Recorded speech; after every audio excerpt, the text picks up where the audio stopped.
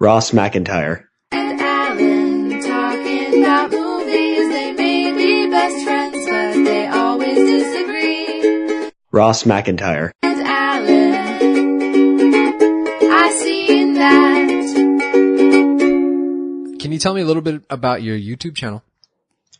Okay. Well, I started it pretty recently. I guess it's hard to describe because I just kind of make a video about whatever I want to make it about, I guess. There's no real consistency. There's no real style I'm going for. I'm just kind of discovering it as I go. But mostly I talk about just movies and TV shows I find interesting. Yeah. Yeah. So I found you, through your Arrow. You have like a 4 parts on Arrow? 4 parts, I think it is. Yeah. I think so. And, I thought it was really well thought out, and I was like, hey, I'd really like to talk to you, about Arrow, thanks. because, I have a lot of issues with that show. Yeah, there's a lot of issues to raise. But, are you all caught up? I actually haven't been watching this new season. I kind of fell off it after the first couple episodes. Yeah. It just wasn't, it seemed like it was starting to do the things that it did before season 5. And the problems are kind of more noticeable now. And I'm trying to work out, I'm a bad procrastinator and I'm trying to prioritize things I actually need to do more now. And I've realized I don't need to watch this if I don't enjoy it. So I watched a couple episodes and I was kind of like, I don't think this is for me anymore. And I just kind of dropped it. Yeah. Are you into comics in general or just kind of the shows and the movies? In general, I kind of am. A few years ago, I was super, super into it. I've fallen off that bandwagon a bit now because it's kind of impossible to keep up with. And the history and all the different iterations of these characters are so difficult to track. So when it comes to comics, I'll go for something like Preacher or Watchmen or Sandman, something more contained and interesting. Yeah. Than going through the New 52, then going through Rebirth, then getting classic ones. Cause I have a huge collection of Batman trade paperbacks. And I went through them over the course of years and I've absorbed so much Batman history now. Yeah. And there was just kind of a day where it all hit me and I realized, I would have to do this for like 50 characters and that's just too much. So I kind of gave up on it. And that's why I like, the fact that we're getting comic book shows and TV. I mean, it's sort of reached a saturation point now, but we're getting sort of the condensed, streamlined versions. And when you get the problems is when they start to rely on some of the things from comics. Like I think the most common or the most annoying comment I got on my Flash video or the Arrow video was more so the Flash video because people actually liked season 3 was people saying, well, it's comic book logic. And that seems like a really flimsy excuse. Yeah. Yeah, they do stupid things and they're like, it's just okay because it's what happens. Yeah, I don't think you can just excuse that because in one medium it works differently. It works differently in TV. You have to have a cohesive story because you've got more people watching and invested. And if you just start doing ridiculous crap all over the place, then why should anyone keep watching? Yeah. Yeah, because comics, like Batman, has been around for 50, 60 years, something like that. Just decades and decades, yeah. And they'll do like short runs of writers and artists together, which are like, 6, 12, maybe 20 comics, but then they'll switch it up, change it out, and just do different things. And there's so many things that are connected that it's impossible to have one cohesive story without it getting weird. So they're just okay with it getting weird. But that's the DC shows at this point, I think, almost. Yeah. Like the Netflix Marvel shows have managed to stay pretty contained. They haven't, I think they've been getting kind of worse and worse as they've gone on. Yes. But they've remained consistent in that there are sort of rules to the universe. There are limits imposed on the characters. And then you have like Legends of Tomorrow where they can do anything and go anywhere and they can just mess with time. And I never got into that show because it just seemed, I felt like I would get so annoyed with the time travel stuff because time travel stuff in general kind of annoys me in storytelling. Yeah. Yeah. Legends of Tomorrow is difficult. I've watched the first and maybe some of the second season of that show. And it's too convenient to just go back in time and change things, except you can't go back. Like, their rules are stupid. It doesn't make any sense. It raises a lot more questions than there should be. Yeah. And that's why I'm glad the Flash is kind of leaving time travel behind now. Yeah. Yeah, it was because it didn't work out. No. But they keep bringing back dead people, especially from Arrow. Arrow seems like no one ever dies in that show. Not long. Yeah, that's the thing too. And even if they, I think they opened up so many doors so quickly with the universe, like with Earth 2 and having a multiverse. I mean, you want to establish that early on so that you can do some of the crazy stuff, but it also means, well, if a person dies, you can just go to an alternate reality and grab another version who's lonely and living on the street and bring him back or something. Like there's so many possibilities. There are an infinite number of possibilities. So it raises too many questions. And because there's no real kind of, I guess they haven't imposed the limitations on someone like the Flash that they should. That the Flash can kind of go through time or through dimensions whenever he wants. Yes. So the question is, why doesn't he just do that all the time? Why doesn't he go to a dimension where there's a gun that can kill all evil? I don't know, like something like that. Yeah, like why doesn't he fix every problem if he can move fast enough to crack through dimensional rifts? Why are there still bank robbers? Yeah, well, the Flash doesn't, the Flash never, like, I really like the show, The Flash. I think that's my favorite out of the 4. I haven't watched Supergirl, but out of the 4 DC shows, The Flash is my favorite. It's the most fun, but it makes the least amount of sense to me. That adds up. The villains only win by convenience. The villains only win until Barry remembers he can run fast. Yes. And like someone reminds him he can run.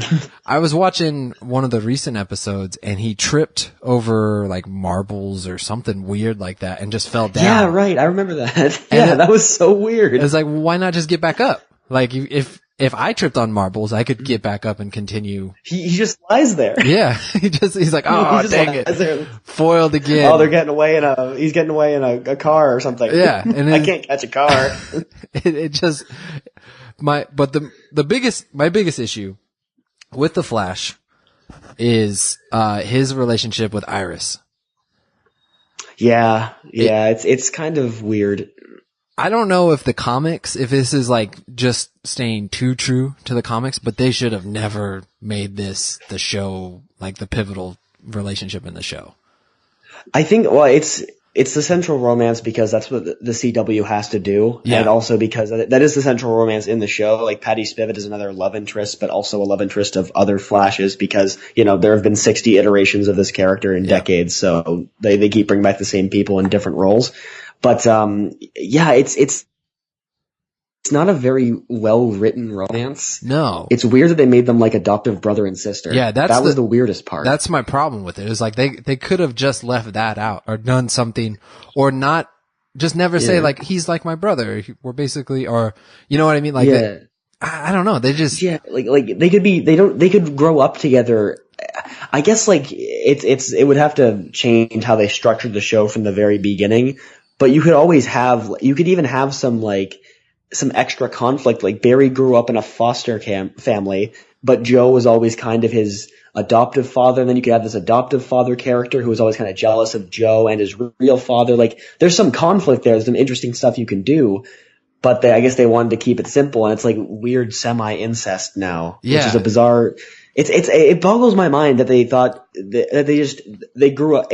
I know every time I talk about this online, people say like, well, they're not technically siblings. They knew each other before. Yeah. And I know, but like, they grew up together from a pretty young age and they were functionally brother and sister for a long time. And that's the point where, and like I said in my video, if you're making out with a girl and you can reasonably call her dad our dad, just stop. Just don't do that. Yeah. Well, that's just a line.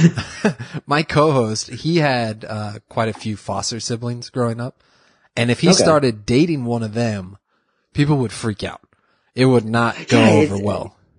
I don't have any experience with the foster care system, but I imagine it's it's obviously dependent on the family and the people, but I imagine that attachment would kind of or even like that association of being like family at least would overshoot the idea of, and like romantic relationships would be considered weird because of that. Yeah. And then, as a result of that. And there was the episode where Iris was upset with Barry because he didn't want to kiss her in front of her dad because he felt like, and he was the bad guy in that episode. And I was like, this is crazy. This doesn't make any sense at all. One, that's his adopted father. Two, why does she like complain that like if I had a girlfriend, you don't just make out in front of people. Yeah, I'm married. Like, my wife and I have been married for 7 years, and I still wouldn't just want to make out with her in front of my in-laws. Like it's like it's a private thing. Yeah, it's a private thing. You don't just. And it made me actually, when I watched that episode for the first time, laugh out loud because of how ridiculous it was. The idea that she was upset that he wouldn't just keep making out with her on the couch while he was just walking around. Like, yeah, it's kind of not even respectful, just a mildly cordial thing to do is to stop making out with your significant other when there are other people around, especially her father. Yeah. And it's like, the weird thing is, I think the actress, the girl who plays Iris, does a really good job, but I think the writing is just awful for her because she deserves better material. I would say she could bring something really interesting to it if she wasn't working with such a weird character. Not even it's just a weird. She has weird morals. She has weird ideas about how things in the world function. Yeah. I don't like her new, her this season. I've kind of stopped watching The Flash too. Yeah. To be honest, but her idea of you're not the Flash, we are. Yeah. I don't like that at all. That's a weird way to take that. Like, yeah, you're not really though. You're not. He is the Flash. It's just him. She is just conflict is what her character is. So whatever conflict the show needs, she fills that role, and it doesn't make any sense. That's a good point. Especially for the couples counseling where she was upset that Barry sacrificed his life to save the world. Yes. She's like, you just left me there. It's like, well, you couldn't come with me and the world was going to end. There's no hyperbole there. The world was just going to end. So what were his options? I mean, actually, there's no reason why Barry couldn't just create a time remnant and send him into the Speed Force at the end, since time remnants were clearly a thing. Like, again, too many questions when you have so many options. Yeah. Although, was that what Savitar was? I have no clue, man. I have no idea what Savitar is. People have called me an idiot for months in the comments section trying to break it down, and I've read every theory, every comment, and I have no idea what Savitar is or how he works. Yeah. Because it's a time remnant he created to defeat Savitar, who was the time remnant. Then where did the original one come from? It's a closed loop, but it's definitely not a closed loop. Yeah. it doesn't make sense. That's the issue with time travel. That's the issue with comic books in general, is that you can just do whatever you want and people will accept it. We'll kind of accept it. Yeah. Yeah, because comic books, they have a wide-ish audience, but it's mostly a pretty niche audience who will accept kind of more outlandish things because they've usually been with it for a while. Like you can't really jump into comics with the rebirth of Batman, I'd imagine, or something like that. Like you have to start with something pretty simple. And then the TV shows are actually a pretty good starting point, I think, for comics in some ways. And the movies are, well, not the DC movies, but the Marvel movies are a pretty good starting point, I'd imagine, for some things. Because all the DC movies make me do is wonder, were these things ever good? Generally, I've found that. Yeah. Well, I like the DC comics more than the movies, but the Marvel movies more than the Marvel comics. Oh, absolutely. Yeah, I've always been a huge DC fanboy, and I mean, the DC Marvel I made another video about this. The DC Marvel argument is so stupid and so pointless. Yes. But it's weird that it gets so vitriolic around these fictional characters that aren't even like Batman and Superman are iconic in culture, but like if you start getting into an argument about like if Groot is a better character than I don't know, Harley Quinn and Suicide Squad, like who cares? Who really cares? So I find it disappointing as a DC fan when things go bad, and I think that's why there's an outcry against the DC movies, because Batman and Superman are characters that are bigger than just the comic book audience. Mm. Like Iron Man, they could kind of do whatever they wanted with him. Nobody cared. Thor, they can do whatever they want. Captain America's a bit more well known, but no one knows Captain America's origin story like they know Spider-Man's or Batman's. Yeah. So when Batman v Superman comes out and it's as bad as it was, that's why people get so angry. And when Arrow kind of crafts this new version of the DC universe, and then it goes really far downhill, that's why people get angry. And when The Flash starts off just kind of a fun, lighthearted show and then just becomes nonsense, that's when I got upset. Yeah. I wish Arrow is difficult. Cause I just feel like there's a lot of missteps. It was really good in the beginning. They're doing a really good job making it kind of dark and more serious. And then it started morphing into a CW show. It felt like superhero DOC or something like that. Yeah. I think the needs of CW are the mandates of the network are overriding what show. Like there's no reason these shows should be 23 episodes long a season. Yeah. Like there's no reason. Yeah. Because they write a story about halfway through, or they just keep spinning their wheels about in like the midpoint. Like usually they get a good solid 13 episodes a season, I would say. Yeah. And if they cut out all the fluff and cut it down to a really good 13, like even push it to 16 if you have a big story to tell. But you look at Riverdale, and this is a whole other thing, because I could talk about Riverdale for hours. But Riverdale is a solid, okay, it's a story that's told over 13 episodes, but it's because they don't go off on tangents that make no sense. Yeah. Yeah, and Arrow and The Flash are kind of forced to do that because they have so much time to fill. Yeah. Well, it feels like the Netflix Marvel shows are getting to that point where they're getting a little bloated for the amount of time they're giving them. Yeah, and it's weird that even 13 episodes feels like too much. Yeah. Because 13 is kind of the typical, and like 8 for the Defender. I didn't think the Defenders was very good. Yeah. Or I guess it was good. It was fine. I thought what I could see when it was lit, I liked it. But the other half I appreciated was really when dark. they would light some scenes. That's a good point. I appreciate when they light scenes. Yeah. But yeah, Iron Fist was just an absolute train wreck. That was from awful. beginning to end. Yeah. Honestly, probably the worst TV show I've ever seen. Iron Fist? Next to Riverdale. But Riverdale's funny. My issue with Iron Fist was it felt like homework that I didn't want to do. Yeah, I feel like they should have just made a TV movie out of Iron Fist, because they had a solid, if you just watch the first episode and the last episode, you get the story of Iron Fist. You get everything you need to know. Yeah. Or even just watch the Luke Defenders. Cage, you could have left out Iron Fist honestly, completely. And it should have been his fun. intro. It would have been interesting. And Luke Cage was good for most of the season, but again, by the end, because it's weird that I was just saying cut down from 23 episodes from 23 to 13, and now I'm saying cut down from 13 to 8. I don't know. I guess the stories they choose to tell. Yeah. But it's like Daredevil season 1 is really good. Yes. But in season 2, they kind of lost their way a bit. They had the most time. Like you can see with each one, the time frame to make the show is getting shorter and shorter. And the quality is going down more and more. Like the action in Daredevil season 1, like the choreography is so good almost all the way through the show. Yeah. And in the second one, it's like just kind of normal, bland, basic action. Yeah. Like you would see on Arrow or something. Yeah. And then Jessica Jones and Luke Cage didn't have really any choreography. They just did some superpowered stuff sometimes, so they had to have some wires around, I guess, and that was about it. Yeah. And then Iron Fist was very weak on the choreography side of things. It was so bad. Well, did you see that they didn't teach him the moves. They taught him 15 minutes before every scene.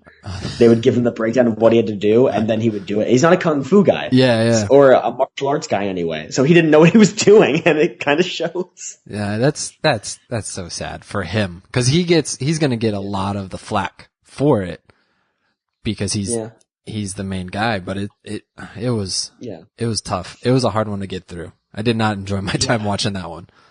Yeah. But I feel like, the reason why I've kind of dropped off of Arrow and The Flash, as opposed to like when the Punisher comes out, I'm gonna probably binge that in a day. Yeah. When Daredevil season 2 or 3 comes out, I'm gonna binge that in a day. I guess it's because of how much time they're demanding. Because if you drop 13 episodes of TV in my lap in one afternoon, I'll say, I can just watch that today or today and tomorrow, and I'll be good.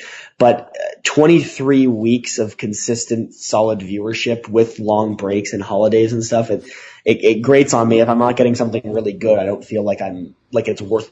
This is a pretty pretentious statement. Like it's worth my time. Like it's really haughty, but that's the point. You want to, as a TV show, you want to capture your viewers' attention and keep it going. And if you're just kind of spinning, like that's why Flash season 3 was so frustrating and why I made that video in the first place, because I felt like I had wasted so much of my time thinking about it and trying to make sense of it. Well, so Laurel in the Arrow, right, she was so annoying in the first 2 seasons, and then she becomes a Black Canary, and they give her the most annoying on-screen superpower I can imagine. Is her stupid. I don't know why they chose to portray it the way they do, because it's funny every time is the problem. Yeah, and whether it's her or the new Black Canary doing it, it's hilarious. It's just so funny. I just don't understand the choice to make it like, I get that the sound is supposed to be bad and painful for whoever hears it, but should it be for the audience who's trying to enjoy watching the show? It's like when you watch behind the scenes videos of the Flash and Supergirl on set, and it's just Grant Gustin and Melissa Benoist kind of jumping around before they have the effects in. They'll say something really serious and then do a little and do a little jump, and it's really funny. And I imagine just like Katie Cassidy standing there, she doesn't scream, so her mouth just open, looking at somebody for like a solid 10 seconds while they get the shot. Like, that must be so humiliating. So what do you think is the biggest sin, or like the most egregious thing that the CW shows have done? What frustrates you the most? What frustrates me the most is, I think, repeating themselves so blatantly, especially with the Flash. Yeah. Because season 2 is pretty much the same thing as season 1. Yes. And the main villains of all 3 seasons, or the first 3 seasons, have been the same character. Yeah. And it's boring. Like, season 1 really worked because you had that personal connection with Barry and Reverse Flash. And then season 2, it was some dude. And then season 3, it was Barry, but it made no sense. So it didn't matter. Because I always maintained that Zoom should have been Earth 2 Barry. It would have been kind of an obvious move, but it would have been really interesting. Mm. And then in season 3, they could have made Savitar, I don't know, actual god or something else, something interesting. I don't know. It's weird. So the reason why I started watching The Flash was because I saw an ad. Was it for, when did Flashpoint happen? The end of season 2, right? Yeah. And so I saw an ad for the first episode of season 3 where the Reverse Flash is telling Barry, like, you need to tell me what you want me to do. And he's like, I need you to kill my mom. And I was like, oh wow, that seems like a huge plot point. Like, this would be a great premise for a show of like getting to the point of like needing to get it. So I expected season 3 to be entirely Flashpoint and getting to the point of being willing to sacrifice his mom to reverse and get things back. Then it turned out to be just 1 episode. And I was like, oh, that was disappointing. Like, this could have been so much more and so much more thought out and played out, but they just rushed it all. They rushed it all for the sake of doing Savitar, which confuses me because it wasn't good. It wasn't very interesting as a story, I guess. Because you have Flashpoint, which is pretty much at this point the Flash story, like, or at least like one of the most interesting stories you can do with that character. Yeah. And you can play around with the characters a lot, because half the fun of season 2 was Earth 2 versions of the characters we knew. And then, like seeing them act all weird and crazy and wacky. And then with, season 3, they have that for 1 episode, even though that's kind of the scenario that's perfect for like having Cisco be a billionaire Yes. was brilliant. Yeah. Like, I mean, I didn't do anything with Caitlyn, but, like having Cisco be a billionaire was like, there's so many scenarios they could have played around with, and then they throw it away for Savitar. Yeah. And Julian Albert. The best character. Also, what happened to him? Did he? Who cares? The writers don't care. They just kind of dropped him. I don't know. Yeah, they just disappeared. He was a big part of season 3, and nothing has been said about him in season 4. Yeah, and again, if Flashpoint had taken up at least half the season, you could have had him, or at least have him being Alchemy, be a little more impactful. Because they just kind of reveal that, and then he just slips into the background for the rest of the season, and there's no point to him having been there. I don't know why he was there after a certain point. Yeah. Except Caitlyn needed a love interest for that season because every episode needs a B plot, and they can be mad at each other a bunch. I don't know. Yeah, yeah. It would be so much better if it wasn't on the CW. With repetition and spinning its wheels, that was kind of the worst thing too. Like, I just keep reiterating points I made in my video, but 2 people sit in a room and talk. One's angry. One gives a solution that works out or works out in the next episode. Like, it's that. Yeah. That was the season. Yeah. So it just got boring. And after week 13, I was just thinking, why am I still watching this? And then I just got progressively worried because I wanted to see how they would resolve the whole Iris death thing. And, it was painful. Yeah. I was really hoping that they would just kill her. I thought that would be super interesting. Me too. It was like, that would be a strong choice, but. And then they did the whole, like, well, he killed her, but it wasn't actually her. What? And that was kind of almost, I mean, I don't like throw in this word. It was kind of insulting that you're like, we got you. It's like, you didn't get me. I saw this coming. And the whole like fake face technology was established so overtly. Yeah. And they talk about it so many times that, like, yeah, we know that's coming back and it's going to be what happens. And I think you had made the point about how he was also their friend. And they just were happy that Iris was alive. They're like, oh, thank God, Iris is. They just go like, Savitar, okay, we're gonna make you our friend now. Like, he just murdered your friend. He just murdered the only nice Harrison Wells in the multiverse, and that's how the Justice for HR movement started. I was so angry. They just forget about him. Forget about him in a second. At his funeral, they just stand around. Yeah, they don't care. I get Barry and Iris's dad being more okay with him dying, but everyone else, it should have been the same relationship. Like, Cisco should have been more upset about HR dying. Yeah. But no, it's like, okay, well, he did it. Yeah. Yeah. It's just, it's baffling. Some of the things that happened, that season finale was, I was tearing out my hair as I was watching it. I was just shocked. I was shocked. Well, I thought, like, is this Arrow? I thought Arrow season 1 was really good, and I really lost interest halfway through the second season. Really? Yeah, I don't know why. Okay, I thought season 2 was great. Is that Roy came in the second season of Arrow, right? Yeah. Or he was in season 1 a bit, but he really came into it with the Mirakuru stuff. He came into it with, yeah. Once his character was established and him and, Thea started having a relationship or being an interest, and I was like, oh, I'm done. This has gotten way too far from superhero to be what I care about anymore. But then that's fair.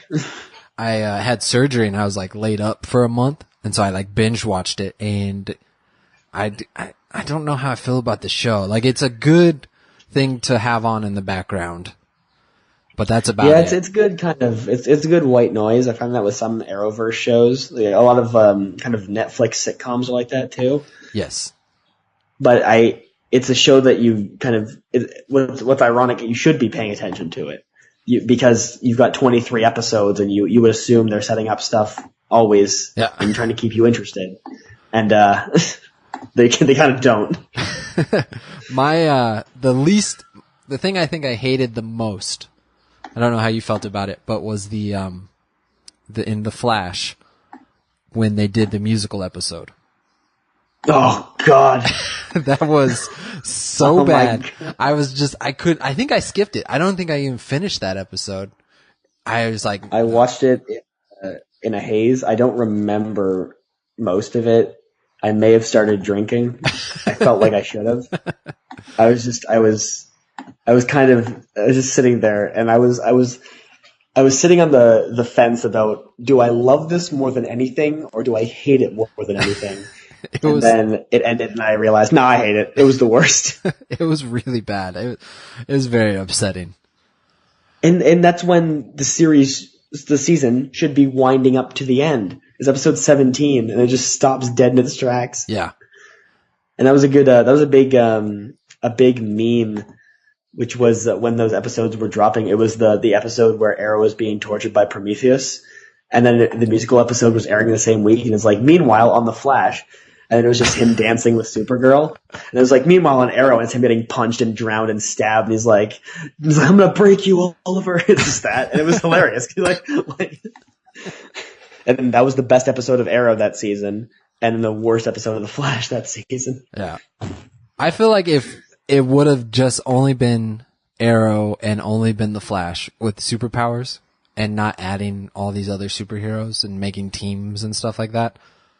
That would have been something.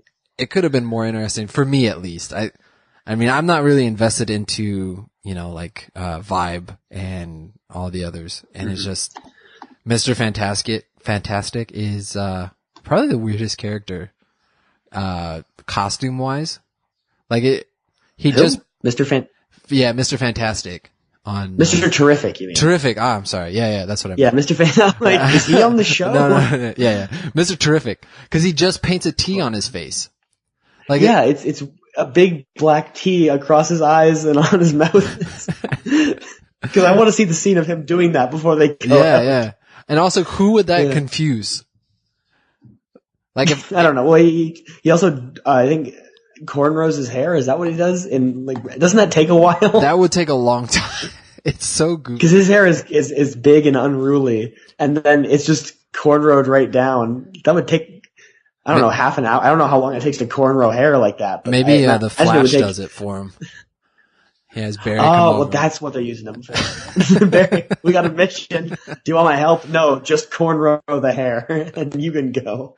Well, what is your rating of the CW Arrowverse? If on a scale of 1 to 10 overall? On a scale of 1 to 10, I'd give it a solid 5, I guess, because it's so. I'd say because I enjoy 50% of it, but also because it can be so uneven. You can get some really great TV, but you can also get some really bad TV, and it can all build to something really good, like in season 1 and 2 of Arrow. Or it can all build to something really bad, like season 3 of Flash, or sort of season 2 of Flash 2. Season 2 wasn't great near the end. Yeah. And because it was just kind of a retread again. And there's sort of an escalation problem the Flash seems to be having, where season 1 was just, I need to get back to my world, and I'm gonna also, or I'll kill you, and I'm gonna trick you. Okay, now we'll fight. It's the final fight. And then season 2 was, I'm gonna destroy every universe, every conceivable universe.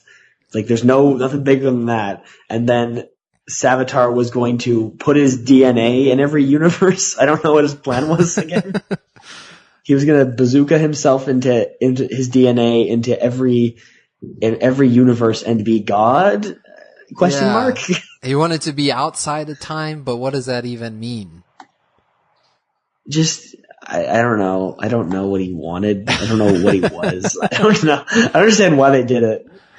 Well, that's the thing with the Legends of Tomorrow, is they just rehash all the same villains. So I think the first season was the villains of what was his name? It was the Egyptian bird people's villain. Oh, it was Vandal Savage. Yeah, so he was a villain in Legend of Tomorrow season 1, and then season 3 was Damien Dark, the Reverse Flash, and Malcolm Merlin. And it was just why can we just have new villains? I know time travel makes it able for them to come back, but it just feels thrown off. When I saw them in promos and trailers, I got really confused because I'm like, okay, one of them's dead, I thought. One of them's from the present, so how did they time travel? But they all time traveled, and apparently they met after. I don't know. I don't know how the show works. It doesn't make any sense. That's the biggest. It doesn't make any sense. Yeah. And I can't reconcile that. I guess that's why I just avoid Legends of Tomorrow. I can't sit back and just not care. Yeah. Well, it's also kind of all of the worst characters. The heroes are. Yeah. Cause you got, the White Canary and, Roy Palmer, who, I can't even remember who else is on this stupid show. Oh, the brothers from Prison Break, that's all I can ever see when I see them. Yeah. Michael Scofield and Lincoln Burrows. What's their, but yeah, no, it's not good. But anyways, so on our show, you actually get to be the first person to do this because of the way we record. Sweet. But so this episode's coming out November 29th. Okay. The Darkest Hour has just come out with Gary Oldman. The Darkest Hour with Gary. Okay. What did you think of that movie? Well, Gary Oldman was fantastic, honestly. The World War II setting, very engrossing. Dunkirk was the other really good World War II movie this year. Weird to have two cover that big speech from Churchill, like two movies in the same year, but I guess that happens sometimes. But yeah, overall, a definite Oscar contender. You know, it's a kind of movie that awards just love. Would you recommend people to go see this? Well, I mean, it depends on your tastes, really. If you like sort of period dramas, you're interested in World War II or Winston Churchill, definitely. You did a lot better than I expected. I wasn't sure if you would know what this movie was. I feel like you actually did see it. And, no, I haven't seen it yet. No. No, I don't go to festivals or anything. Yeah. I'm not that lucky. But, can you tell me, what's your YouTube channel? Just my name, Ross McIntyre. And then if people want to get a hold of you, is that the best place, or Twitter? I'd say, well, you can, if you go to that YouTube, you can find the Twitter links, and that kind of links to everything else. It's mostly Twitter. I mean, Twitter is just me retweeting a lot of memes and jokes I like, so. Yeah. Cool. And then if you want to get a hold of us, you can get it, at I Seen That Pod. And, yeah. Thanks for coming on, Ross. Well, thanks for having me, man.